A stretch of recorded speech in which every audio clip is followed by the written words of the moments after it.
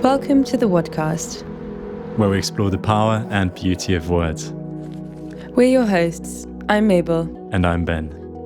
Today's guest is founder, business leader, strategic and systemic coach, Remi Olajoyegbe. I hope you enjoyed the episode. Remi Olajoyegbe, welcome to the Wodcast.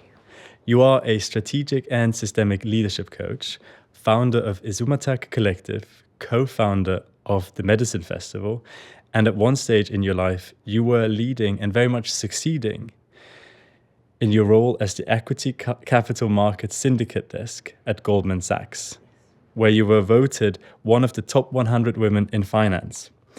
We are delighted to sit down with you. Thank you so much. It's lovely to be here. And to start with, we are wondering, what's your word of the day? It's a very precious word, this word, to me. And the word is Isumataq. I'll spell it for you. Isumataq. And it's an Inuit word, and it means two things. It means the keeper of the sacred space within which wisdom reveals itself. The keeper of the sacred space within which wisdom reveals itself. And it also means the creator of an environment in which transformation can happen. It's actually so moving to speak it out loud. It's so beautiful to hear it from you, Remi. Yeah. And where did you first learn this word? I think the word found me. I don't know exactly when it came, but easily a decade ago. And I was thinking what I would want to call the space that my house became, which was my first retreat space, where I used to hold deep dives with women, female leaders that I was working with.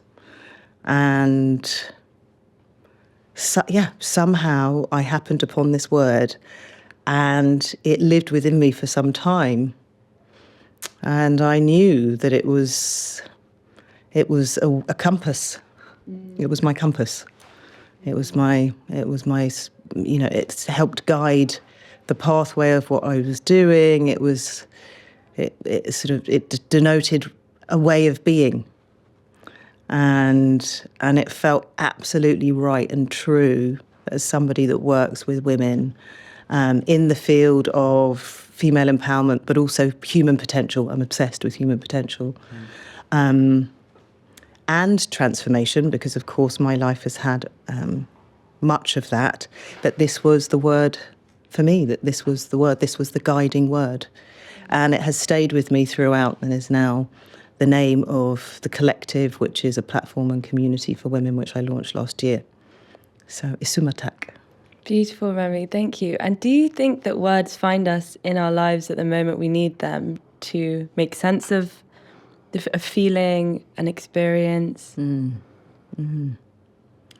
I think words are spells, So with many things, but that's a kind of magic. There is a gravitational pull. There's a resonance with words. And I think when you are receptive and in that moment of your life where transformation was very much presenting itself as the golden thread for me, that word came, and I think that's why. I think I was very receptive to being in that space of transformation, my own journey. And you grew up to an Assamese mother and a Nigerian father, and you grew up in London. Yeah. So was there a case of sort of traversing different cultural lines and languages in your childhood? Very much so. So we spoke English at home. My father learnt some Assamese, which was quite extraordinary. They both spoke very, very good English, my parents, and would speak Assamese when he visited my mum's family. And my mum spoke a little Yoruba, not much. Although it's interesting, when I think about my childhood and I think about words, I actually think about what was unspoken and what I had to learn in the unspoken realm, the weight of the unspoken. Because, of course, I was very blessed to be be raised in two very different cultures, Indian and African. And so there were things that translated easily and there were things that didn't. And so I became quite adept at being able to read between the lines and see, this is what this means. And also to realise that sometimes words don't necessarily mean truth, but you have to discern what's actually not being said.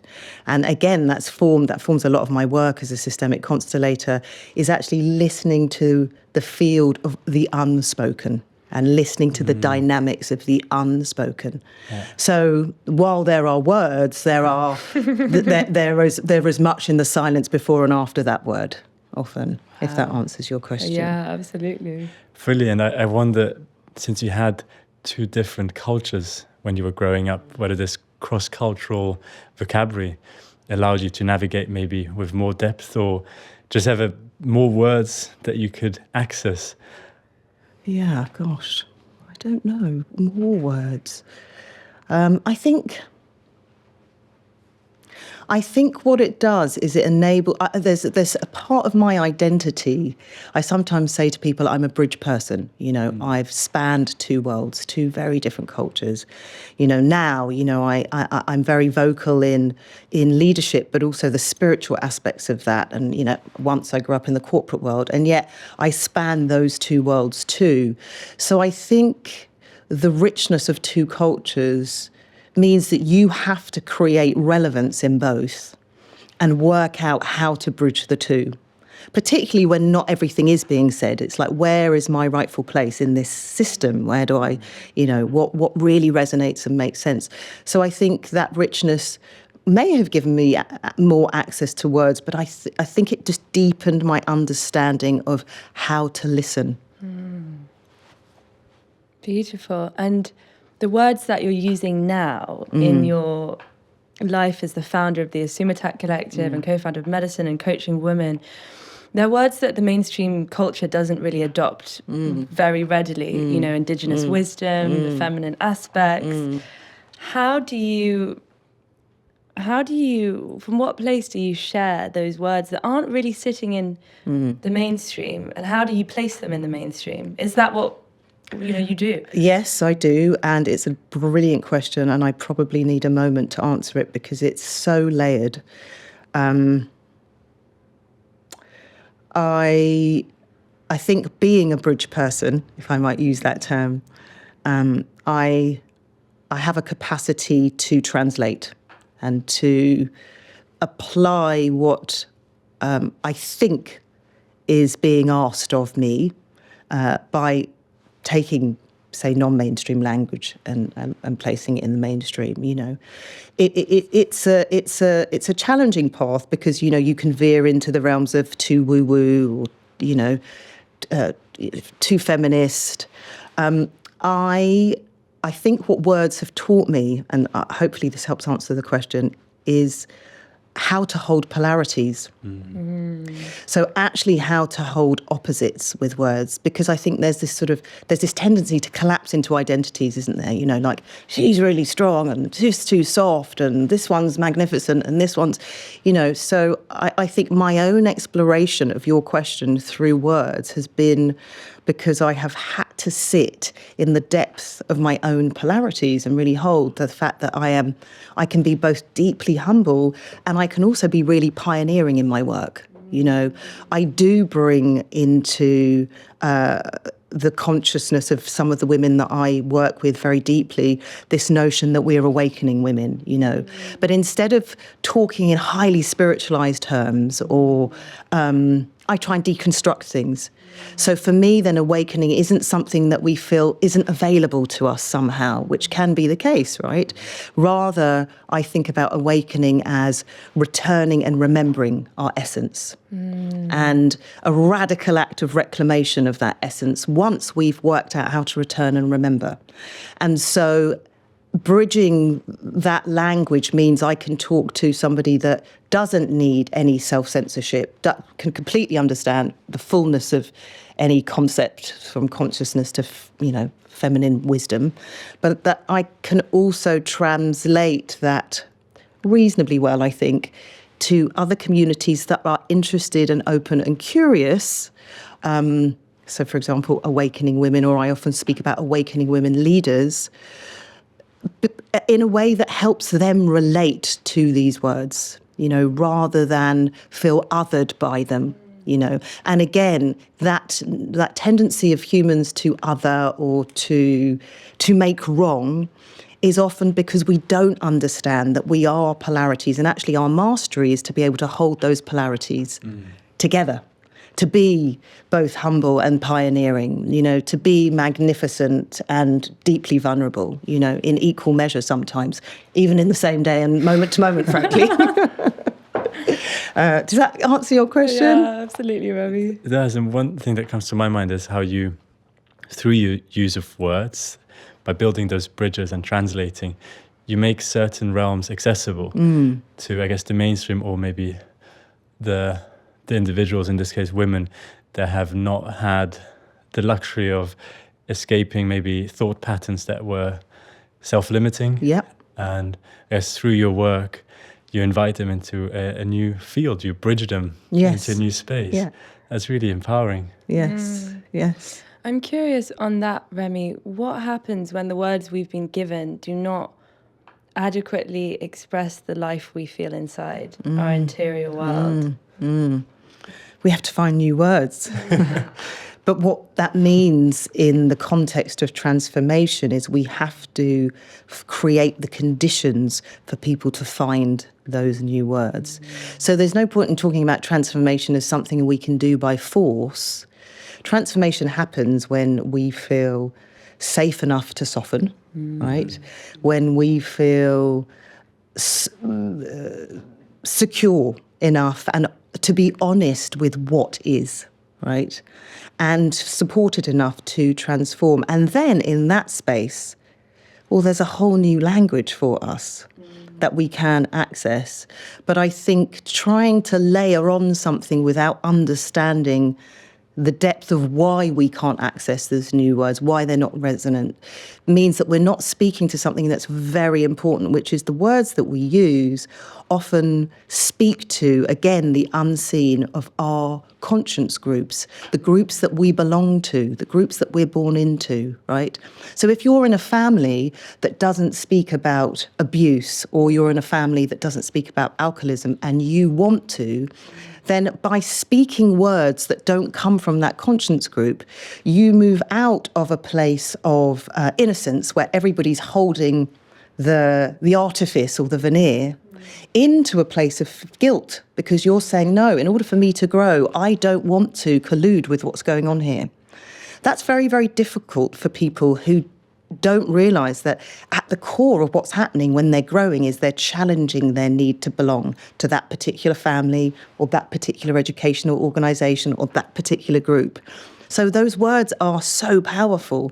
And in order for us to break away from the limiting ones and find new ones, we need to understand why they have such a grip on us, why our language is limited. Does that make sense? Yeah. And then we can invite in the new. But we can't shame that or make that wrong, because if we've been told, how many times parents say things like, you must never say that, or don't speak about that in public, or, okay, such and such is coming, just make sure you don't mention it. It's like, boom, boom, boom, boom. There's a long list, right? Yes, there's a long list of things. So all of this programming, which you're referring to, creates limits to the language that we can use. Limits to the words that we feel resonance with. And then suddenly someone offers you a word or speaks to your soul and you're welling up with tears because the essence of you has been met. But we have to create the conditions for that to thrive.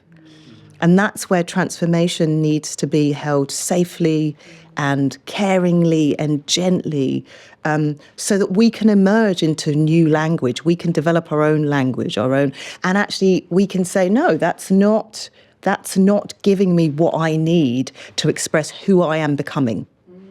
And who I am becoming is not a function of having to belong in this system or this system. It's actually a function of me growing, feeling the growth enough that I'm prepared to challenge that. I'm prepared to say this system has something that's misaligned or has a distortion that no longer suits me, and therefore the language, of course, would no longer suit you. Such big concepts, Remi. It's so beautiful to hear you talk. Thank you. So it's just really moving me because, of course, I spend a lot of my time writing and creating, and I'm a chatterbox. So this is so good. It's fascinating. It's fascinating to hear your reflections. And you spoke about transformation, and I'm curious to hear more what role ceremony and rituals play in this transformation. Well, if we think about our day-to-day, right, we go downstairs and, there are certain things that sort of put us out of sorts. So, like, okay, we brush our teeth and then we have our coffee, and then we want our sort of breakfast and our bits and pieces. Essentially, they are day-to-day rituals, right, that help us navigate life. So they are the things that help us somehow manage the biggest pieces, whether that's family or work or emotional turmoil or joy. But they're markers or milestones that we take for granted. They're the simplest of rituals. Where ritual and transformation meet, and I mean, this is a huge topic, and I can't probably do it justice in just this one sitting, but is that by the same token, they allow us to chart and mark the journey of transformation. They allow us to, through the process of ritual, through the process of ceremony, to make something sacred, to remember that we are coming back to ourselves in a sacred way. That's really, for me, so it's almost like taking an everyday ritual. I mean, life is a ceremony, and of course everything therefore is sacred. But unfortunately, we're forgetful humans and we're habit-bound, and we tend to not hang on to those truths conceptually well because we're stressed and busy and all the things. Yeah. So transformation can be supported by ceremony and ritual because it allows us to craft, and we are creator beings, we are culture crafters. It's what we do. We tell stories, we craft. It allows us to craft. It allows us to craft ritual and ceremony that help us follow the journey of our transformation, that enable us to put down markers and milestones as to where we were and how we are emerging. And in the context of something that's safe and held, it helps us remind us of our deep sacredness. It's like the word Isumataq can be, when I think about it, I think, gosh, a family can be an Isumataq. A family can be a keeper of a sacred space within which wisdom can occur. But you are an Isumataq. You are your own keeper. I am an Isumataq. You, Ben, are an Isumataq. So the ceremony helps you remember that your own sovereignty and agency as an Isumataq is then held within this context. So it's both the family, it can be both the family, the space, and the individual. And that's why it's so layered and so rich. And again, we could talk extensively about your journey and pathway to transformation, Remi. Going from the corporate world to coaching women in this esoteric school, the Isumataq Collective.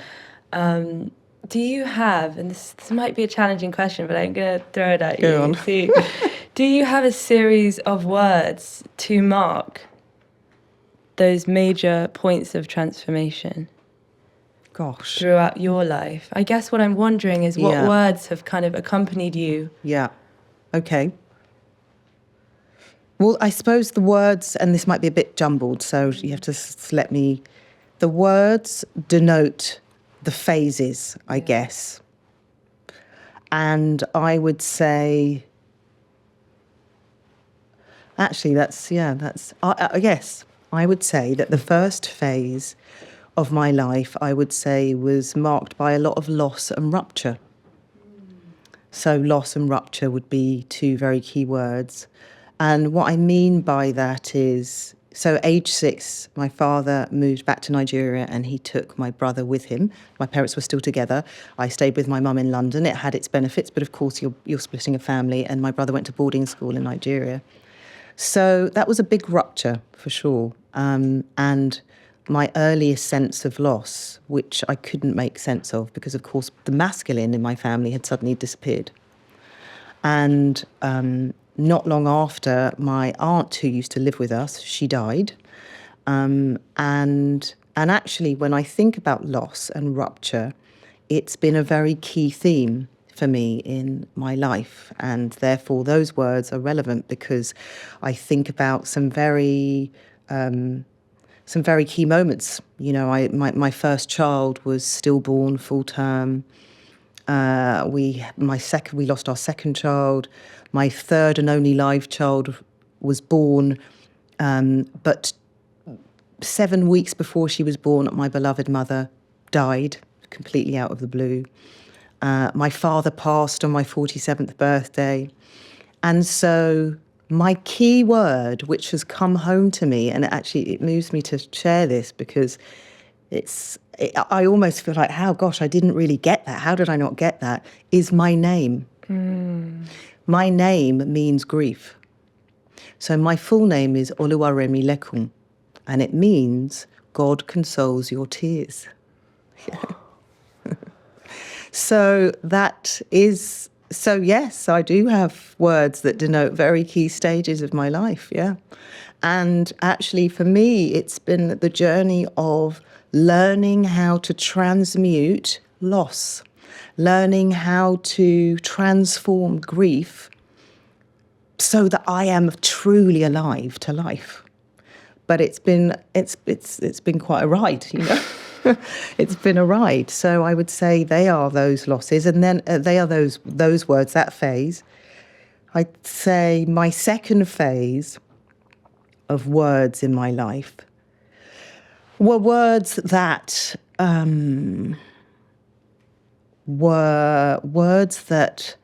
felt important in terms of proving myself.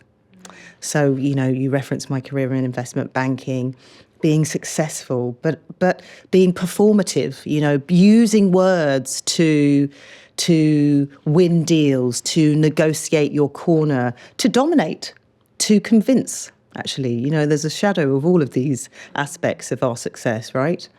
And so those elements of myself, those words were a big phase of how I showed up with confidence in that stage in my life,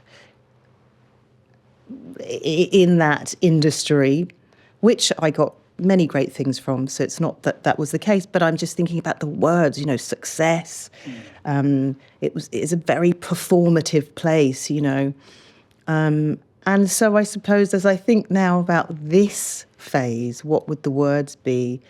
And I feel like the words, like Isumataq, but actually just generally, the words that are in my life now have allowed me to create spaces where meaning and where real feeling is expressed safely. So it's almost like the first phase would have been to have lived and listened and figured out what was unspoken, what was unsaid. The second phase would have been to survive what one couldn't say. And the third phase would be to create spaces where real feeling and real words could emerge in safety.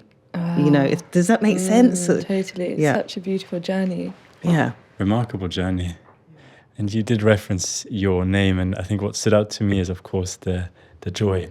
Yeah. The joy within. Yeah, and actually, thank God, my second name is Orana, which means daughter of the sun. So it was the polarity again. I was just like, thank you for that polarity, because actually I've needed it to balance out the grief. And when you speak of polarity, I'm curious to hear what your perspective on the genders is. Like the masculine, you've mentioned how your father moved back to Nigeria early and your brother moved with him. And I guess also your relationship to, I guess, those two poles. Yeah. Yes. Gosh. I think I'm more in my feminine in my later years. I'm more in my yin. I was absolutely more in my masculine for most of my early career years. I think partly that was emulating my father dancing to the sound of his drum, you know.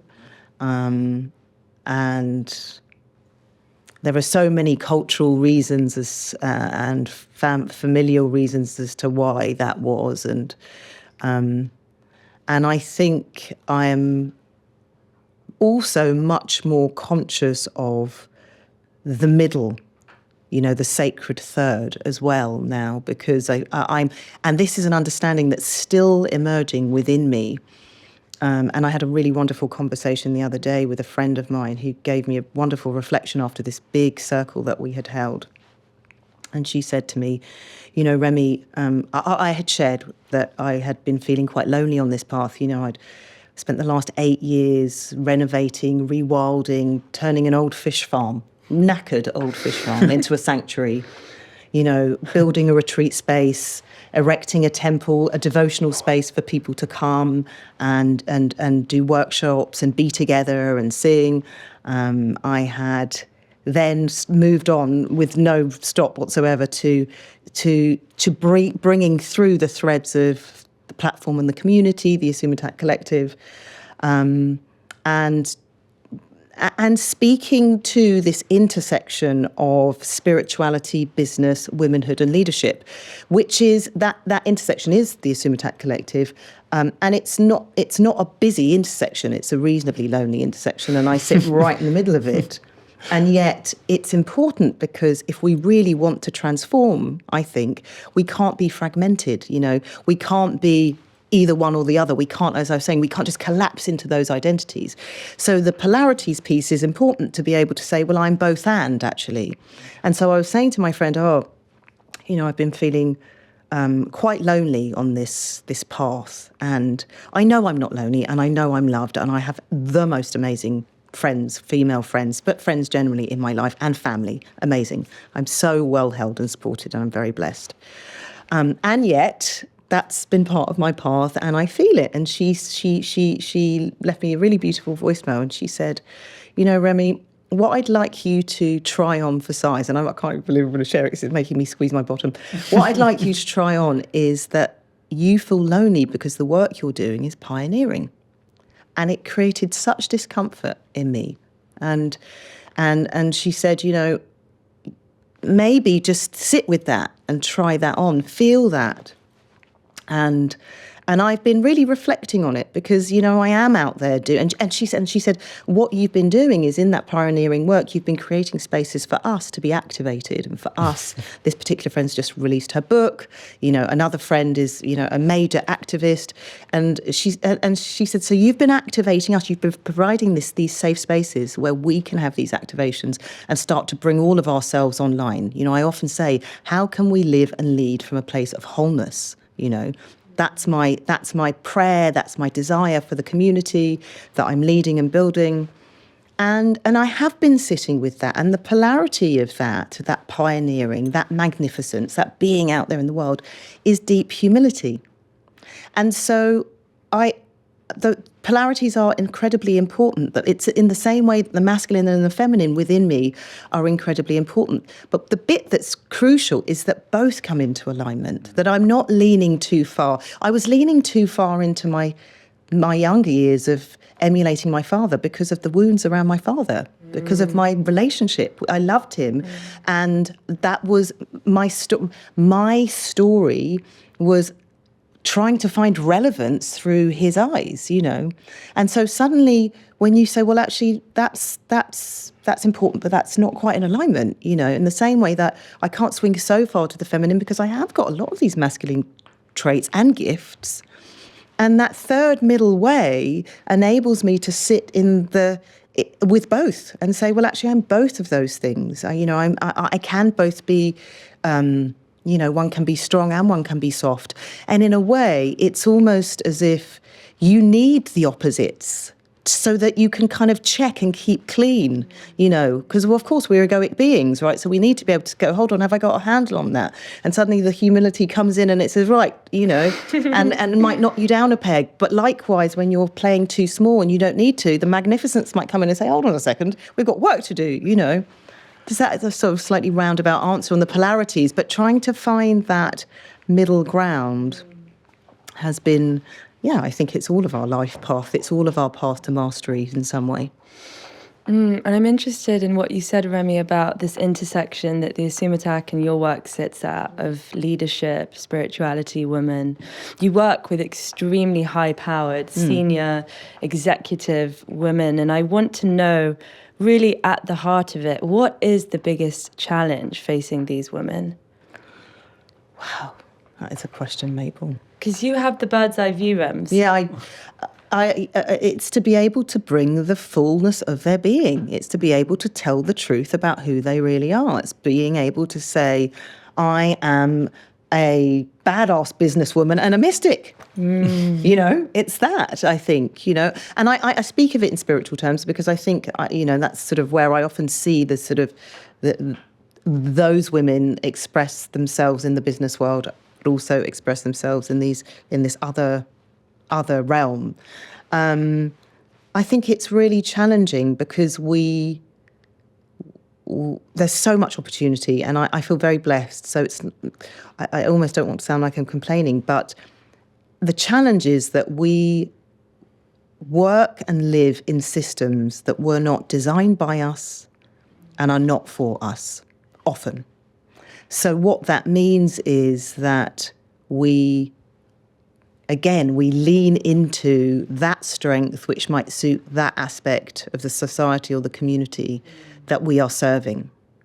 And that, to me, is not wholeness, because I also see that woman in deep grief being able to transmute intergenerational trauma and bring around change in her family line, and somehow that's just not relevant, But if really this part is being attended to, how can that other part not be great? If this is not being attended to, can that be as great as it can be? I don't believe it can. I don't believe that we are then operating from a place of wholeness. We get asked and told, be your authentic self, bring your full self into it. Really? Bring your full self? The full self, these women, all women are amazing. And there's such a mix in the community, from, mothers to CEOs running big companies. The reality is it's about being able to express the fullness of who we are. And of course, there are times and places where that might feel more comfortable. But I think we've forgotten. I think we've forgotten who we really are. I think we've forgotten. It's like we don't like to talk about mysticism and magic as if it's a sort of, there's something a little bit too... People turn away, and yet people want to find meaning. People want to see the coincidence in things. So I think that's a really big challenge, which is how do we show up really in our entirety? How do we really express our truth? How can we live more whole lives and then create more whole systems? I remember one morning when I was sketching the community, and I got this download, and I wrote the word success because it's been such a key word for me in my life. And it just sort of came, and it was SUCCES. She understands that conscious collaboration is essential for a self-actualized sisterhood success. And then the next sentence, sisters understand that conscious collaboration is essential for a sustainable systemhood. And I was just like, that's it. This is what the blueprint of this community is, that actually the more of us that find each other and are able to express, and again, very much within the context of Isumataq, right, and are able to support each other in our wholeness, in our fullness, I believe that gives us the capacity to really start to turn systems around. We've been pitched against each other for too long. It's not working for us. And actually, there's always this sort of softening around feminine leadership. And, these are excellent skills that the world is desperately in need of. Look at the state of the world and tell me that we do not need more collaboration. We do not need more compassion. I just literally, I can feel my entire body just temperature going. We need all of that. And we need masters of communication and weavers of community that can bring that into being.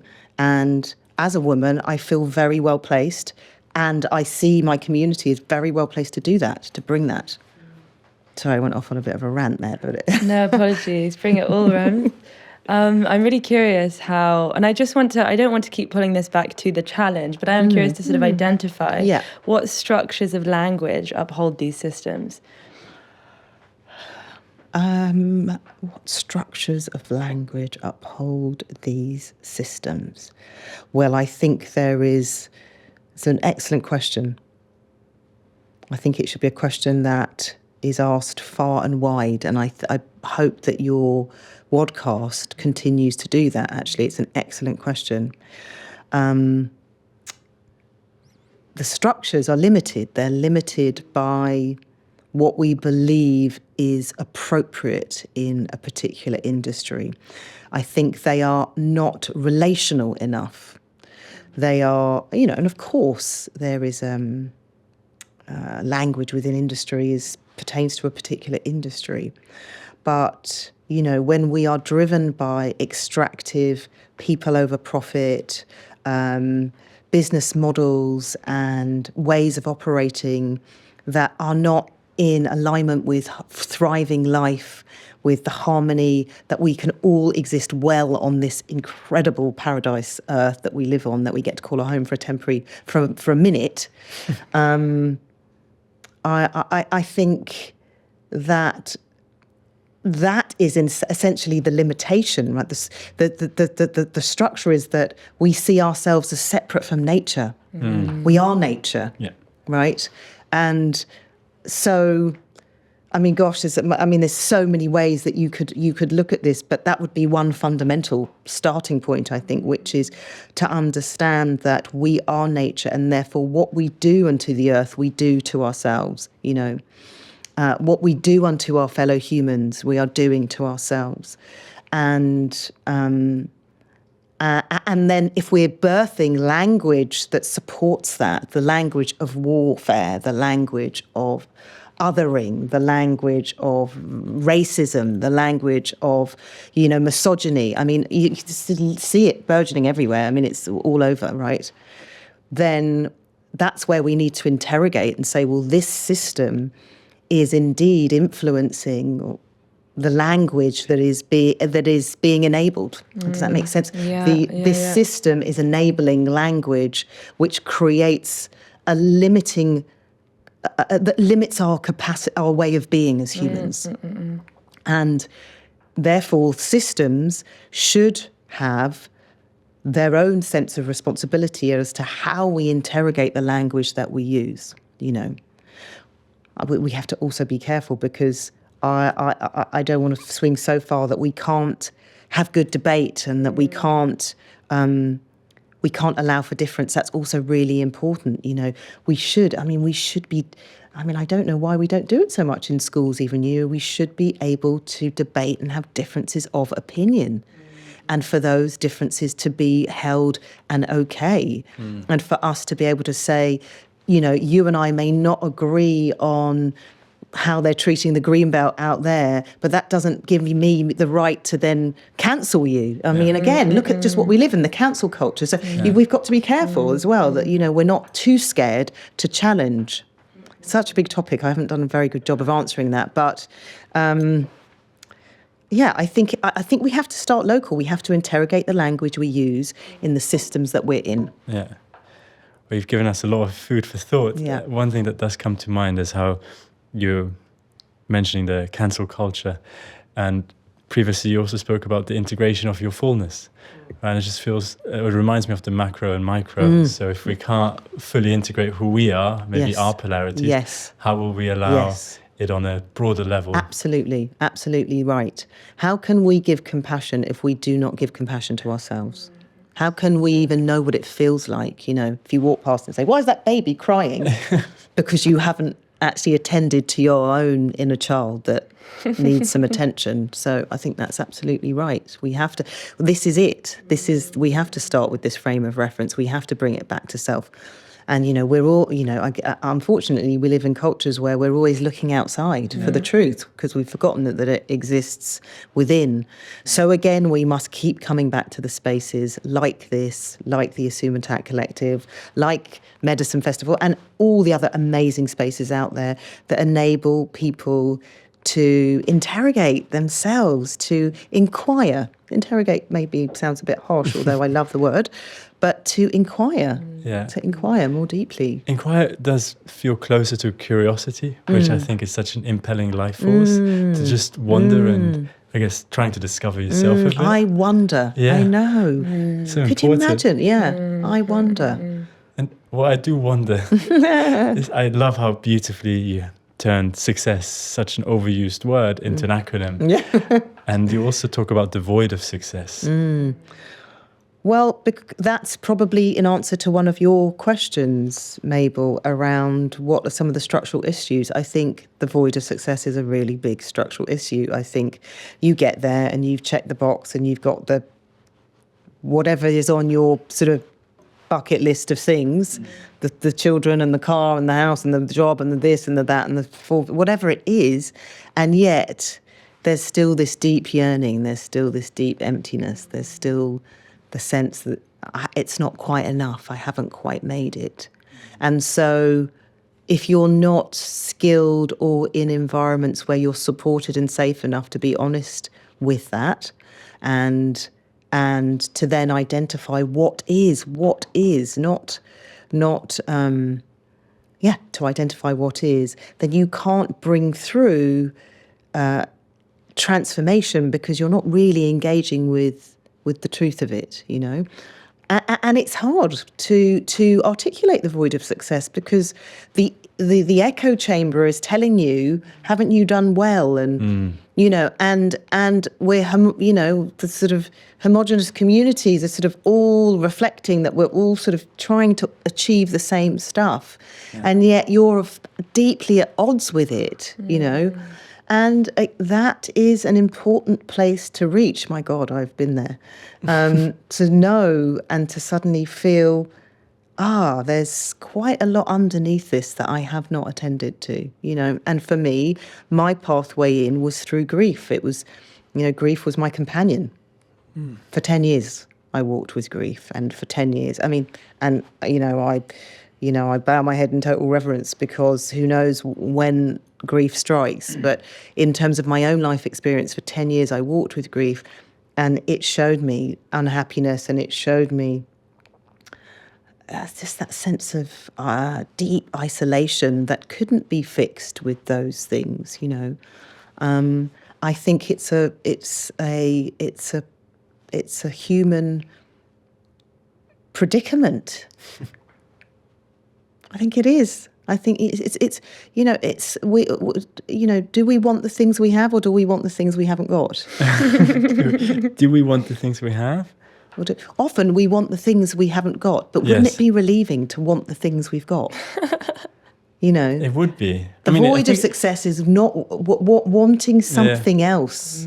Yeah. Because I believe, and of course there will be many ways to look at this, that we're not really turning the lens inwards, that we're not really attending to why it is that these things are not the panaceas that we are hoping they might be. They're not solving and fixing in the way that we thought they would.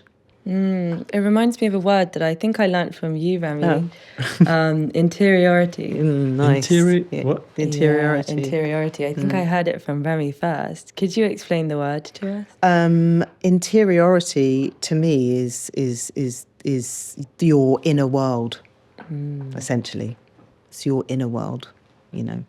Interiority, your inner being, you know. Or so I should say, your inner beings, because there are many, you know. And actually, when we think about the parts that we are made up of, and what parts play out in the world, and what parts represent us, and often they're the parts that have been adapted, you know. Our personalities have adapted because of the homes we've been raised in, the families, the educational environment, the work environment. But in our interiority, there are many, many versions, many shades, many blends of us. And when we don't attend to them, then they're a little bit like hungry ghosts knocking on the window, you know, saying, what about me? What about me? So it's important that we explore that inner space. And how does one go about exploring the My goodness, interiority? There are, many different ways. Meditation is a good one. Well, I'd say more than meditation, a noticing practice. I have a noticing practice. Noticing? Yes. So when you're meditating and you're scanning your body, you're noticing what sensate experiences are happening in the body. So it might be that, you're doing your breathing exercises and you're noticing that there's a tightness in your chest. And you're noticing what you might be thinking about, and you're noticing that actually perhaps you're thinking about some charge that occurred because you had an interaction in your relationship. And so you spend time noticing what's happening in the body, because, of course, it's a wonderful book that you'll all have heard of, The Body Keeps the Score. There's a lot of information stored in the body. So that's a great way is, how do we become more embodied to notice what's actually going on in there? Right now, we're just all, minds on sticks, aren't we? So this is ruling the show. But actually, there's so much going on in here. And it's only when we suddenly get an ache or a pain or something's not quite working that we go, oh, gosh, right, we must attend to that. The body's going, for crying out loud, Finally, you're Someone's paying attention. Answering. Exactly. So I think that's a very good way to get into the body. Movement is a great way to get into the body. And dislodge, I know as, women, we hold so much in our hips. There's so much, movement can really help flush trapped emotion.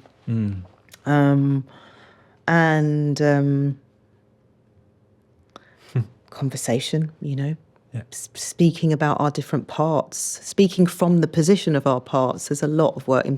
Constellations looks at the knowing field and essentially our part in systems. And I always think of internal family systems work as just like inner constellations where all your different parts show up, so you might have, a really protective part and you might have a really angry part. And sometimes those parts are competing and sometimes one is trying to silence the other or looking very knowingly at me. So it's good to become aware of what part you're speaking from, and integrate them. There's, if we don't integrate, I was having a wonderful conversation with a friend the other day who was talking about their parent and how they would never, they were expressing something and it was painful, how they would never be like that. And, and I said, the problem is when we cut off or sever the part, it finds its way of speaking and representing, and it can actually get louder and more obtuse because it's not being attended to. But of course, we're looking, going, I would never want to be like that. That's, my father or my uncle or something we've got a view on. That doesn't work for me. Doesn't chime with me. And yet, if we're thinking about our parents, we're a complete blend of all the good and all the bad. So the chances are some of those aspects will shine through in us for good and for bad. And therefore it's worth paying attention to those parts and perhaps wondering what it is that they might want or need, that they still feel that they need to be so strongly represented. Interesting. Have there been parts that you've met when you were exploring yourself that you were like, how do I integrate this version of myself? So many. So many. Oh my God. So many.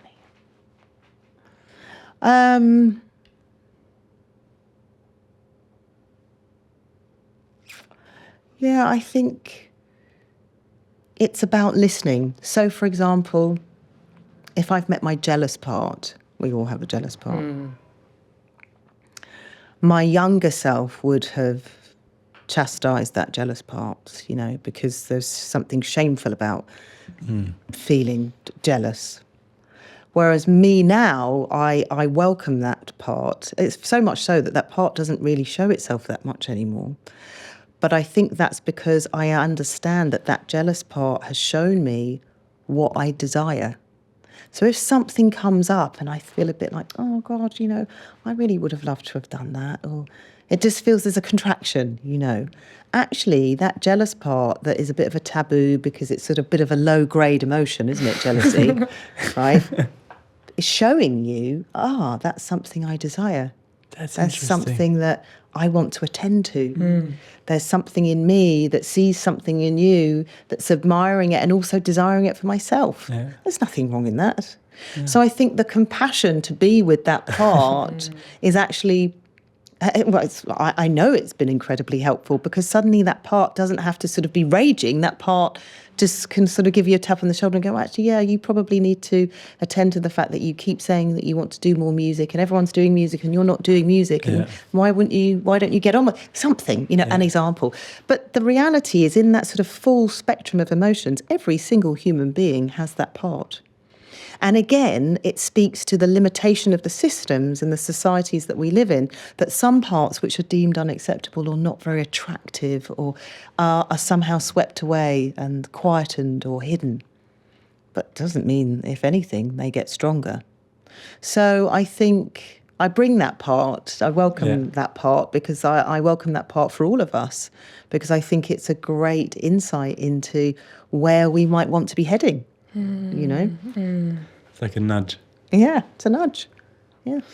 I'm curious, because I feel like the most common forms of jealousy often are relationally.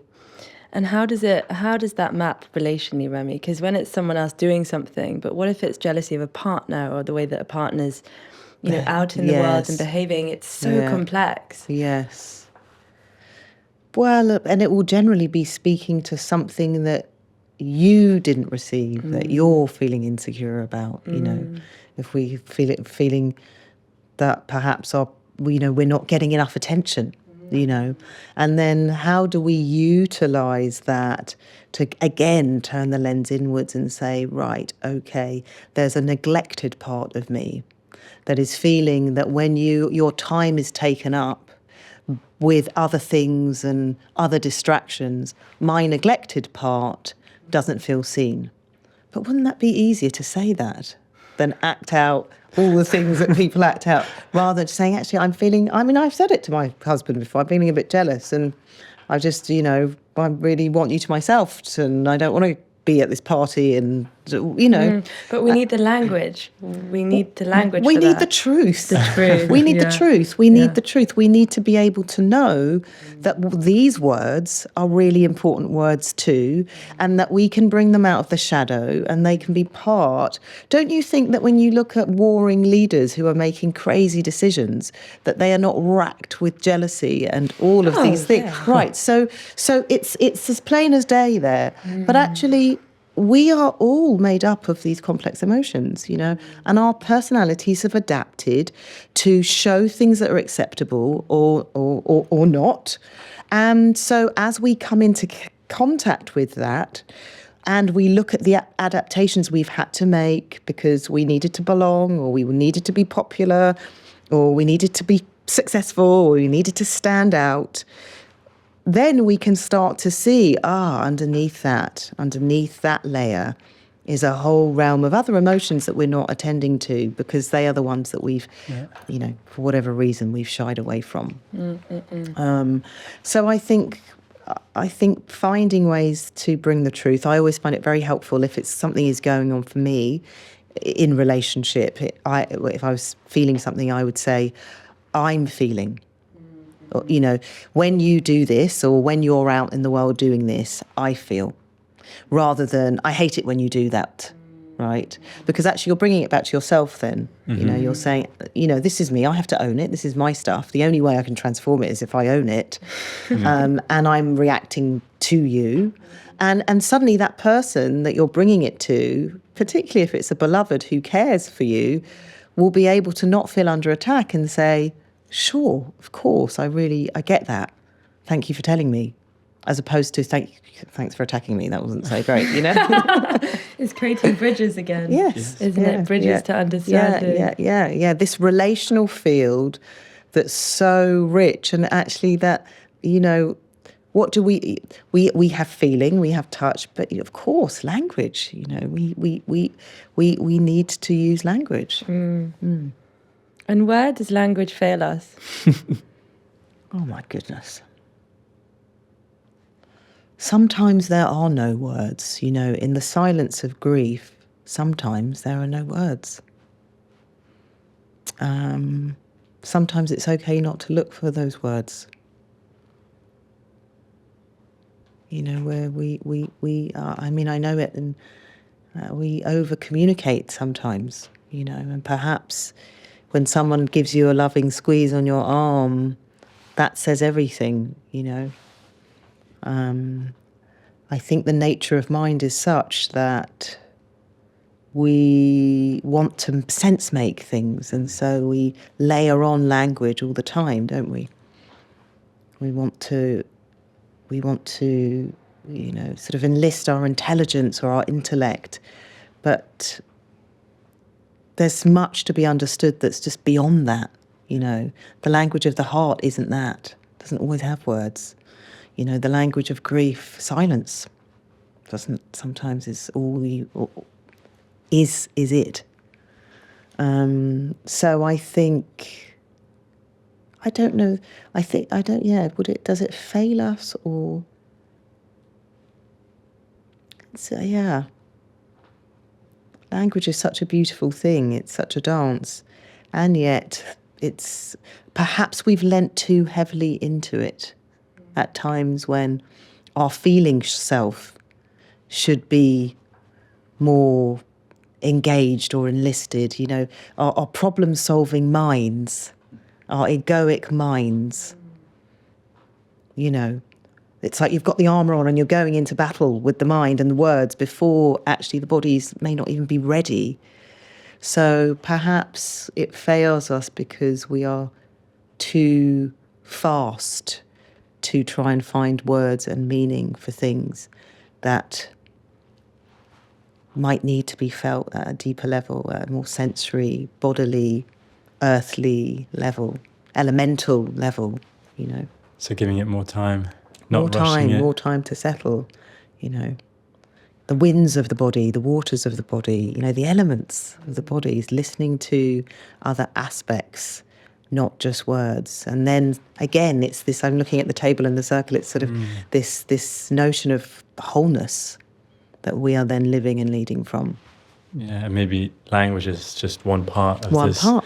Of One this part. wholeness. One part. And one also, part. I do believe one of the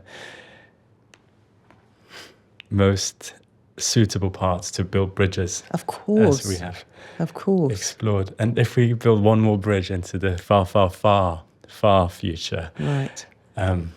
We're wondering if there is one word you could be remembered by, which word would that be? Gosh.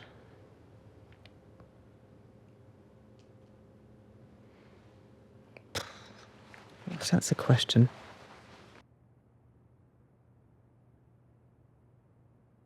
I mean,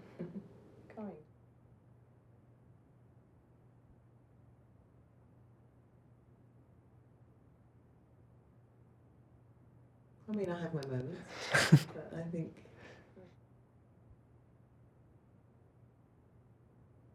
bombastic, by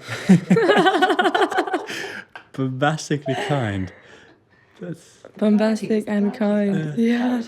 yeah. both and. Both and. Well, thank you for those reflections. Yeah, thank you, Remi. It's been such a gorgeous conversation. Yeah, you've been very generous and kind. Oh. I mean, Good. yeah. Thank you for having me. Is there any word or words that we haven't covered that you would like to share? Yes, Or great question. Oh my gosh, there's so many beautiful words. So many beautiful words. I like the word alignment. Alignment.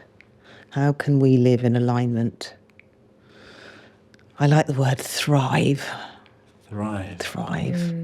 There's such an energy to thriving. Yeah, it builds up. Yeah, it does. It does. It Right. really Sounds delivers, alive. doesn't it? It really does. delivers. That's what It it gets you does. started, and Yeah. it starts and it ends, and it takes you on a journey in those 5 little letters. 5, Right. 1, 2, 6. Yeah. So, yeah. The Alignment and thrive.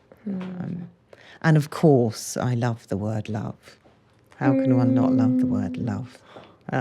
we've had a lot of reflections on love. Have you? Yeah, it's been So It's beautiful. been the undercurrent of every conversation. Yeah, of course. It's just magnificent. Of course. It has been totally magnificent. And then the words are just the bridges, but love is Yeah. always the flowing Always river. the river flowing. Yeah. And the words somehow take you right back to it. Thank you for joining us today for our episode with Remi Olajoyegbe. I found the conversation particularly moving, especially around her reflections on the word grief, loss, and rupture. I particularly liked her anachronisms for success, which we'll share in the comments below. It was phenomenal. Hearing her reflections on how language limits us or can limit us, and how she describes herself as a bridge, or her work that bridges, I guess, people through transformation, and how she uses language in a very intentional way. Isumataq, what a magnificent word. So a lot to unpack, a lot to reflect on and dive into. So please do subscribe and share the episode with anyone that you think may benefit. We can only keep doing this with your support. You can follow us at the links attached to this episode, and we'll see you next time. We'll see you next Wednesday.